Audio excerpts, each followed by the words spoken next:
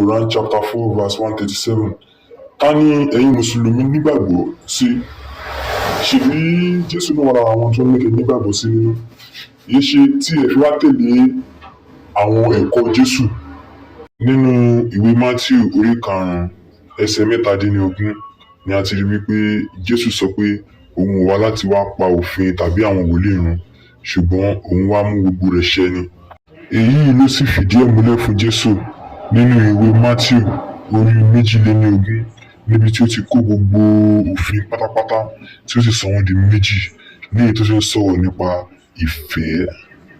Àwọn ẹsẹ̀ bíbélì wọ̀nyí náà tún sọ̀rọ̀ nípa ìfẹ́ tí Jésù sọ ní pàtàkì jùlọ ní èyí tó ti sọ wípé bí wọ́n bá gbá etí ọ̀tún rẹ kọ tòsì sí wọn, àti gbàdúrà fún àwọn ọ̀tá rẹ àti bẹ́ẹ̀ bẹ́ẹ̀ lọ.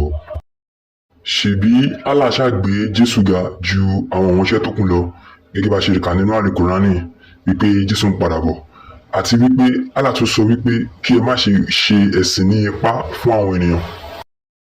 Ǹjẹ́ ṣé ẹ wá tàpá sí òfin Allah báyìí bí?